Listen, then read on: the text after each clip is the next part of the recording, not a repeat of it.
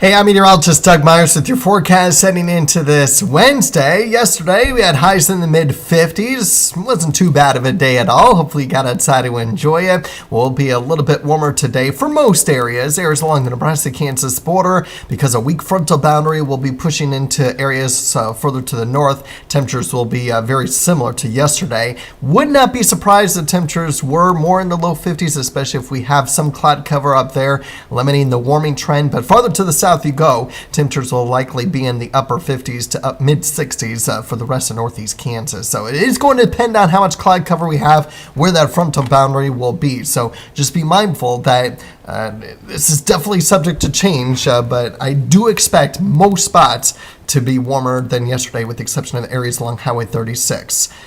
It's just going to be a matter of how much warmer. Will it just be a couple degrees warmer? Will it be almost 10 degrees warmer than yesterday? That'll be something to watch for. In the meantime, everyone's going to be warm tomorrow, upper 60s and low 70s, but winds are going to be a problem starting tomorrow. Now, it'll be a little bit breezy today, but we're really talking about the strong winds beginning tomorrow. Wind gusts close to 40 miles per hour for many spots. I certainly would not be surprised if they were closer to 45 at times. And as far as the fire danger concern, it's going to be more because of the strong winds, not necessarily because of the low relative humidity values. The humidity values should stay high until a dry line pushes through Friday morning. And that's when we combine the strong winds and the dry conditions with the low relative humidity values on Friday to the point of the fire danger threat even higher to round out the work week. But temperatures still stay mild despite a weak frontal boundary pushing through the area on Friday. But you'll notice that it will be a wide range on temperatures from north central Kansas to south and east of the Turnpike. And so we'll have to keep an eye on those frontal boundaries as well. But I do expect strong winds on Friday as the winds continue to shift closer to 45, perhaps 50 miles per hour. So much stronger winds on Friday compared to Thursday, even with a sustained wind. So be prepared for very windy conditions for Thursday and Friday. What about the storm risk? Well, let's take a look at today. Again, as I mentioned, we'll have to monitor the cloud coverage, especially along the Nebraska-Kansas border, to where it may be more in the low 50s for highs today if we have that cloud cover in the area, limiting the warm-up. But most spots in the upper 50s to mid 60s today. Otherwise, as we head into the next couple of days, we'll have dry conditions on Thursday, but more clouds, especially by the afternoon. And then with showers and thunderstorms developing Thursday night, it's probably not going to be until late. And it's not going to be very widespread. It's not going to be overly heavy, but some isolated areas could get some brief downpours because we are monitoring the possibility that there could be some severe weather out of this, and this will quickly push off to the east by mid-morning, leaving us with mostly dry conditions on Friday, but we'll keep an eye on the potential for isolated storms to redevelop late in the afternoon and evening. If this were to happen in the late afternoon and evening hours, this would not be severe. I'm more concerned about the late night activity developing late tomorrow night into Friday morning. That could be severe. Hail and wind threat, very, very, but not impossible risk for a brief tornado. Very low risk. And then you'll notice on Friday, the risk shifts off to the east. And by the way, these outlooks are based off of 7 a.m. to 7 a.m.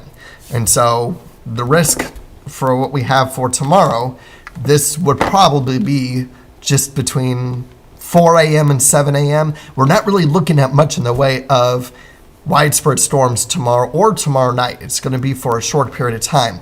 And then once 7 o'clock rolls around, that's when the risk shifts off to the east. Now, it is very possible that at the very least the marginal risk could be pushed further back to the west, more in the WIBW viewing area.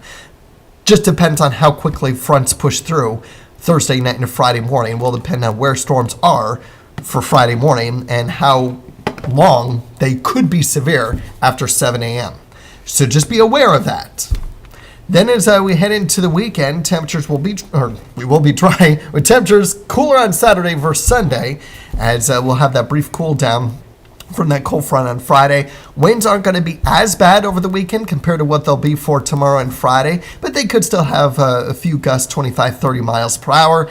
And then we'll have to monitor a couple cold fronts next week. Timing concerns between the long-range models on when to expect those cold fronts, so be mindful that the forecast is subject to change, and we may have to put in a storm chance to begin the week as well, based on the timing of those cold fronts.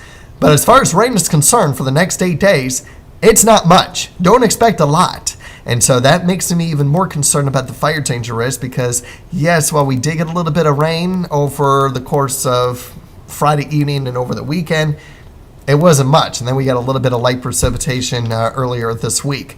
It wasn't much. And so that fire danger threat still does exist. And I really don't see much in the way of meaningful rain chances, at least for the next 8 days. Now, looking beyond the 8-day forecast, we may start to turn a little bit more active across much of the country. So obviously, we'll be fine-tuning this as we take it on a day-by-day, week-by-week basis. But the conditions still do exist for wetter than normal conditions for the April 5th through the 11th time frame.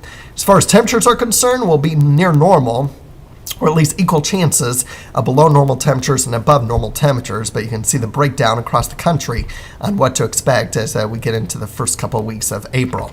But overall, temperatures aren't looking too bad. Again, a little bit on the cool side still today, especially farther to the north you go, near the Nebraska border. But after today, it's going to be very nice. Even Saturday's not looking bad, especially with winds not terrible, but still a little bit on the breezy side. But watch out for the strong winds Thursday and Friday and the risk for storms that could be severe late Thursday night into Friday morning.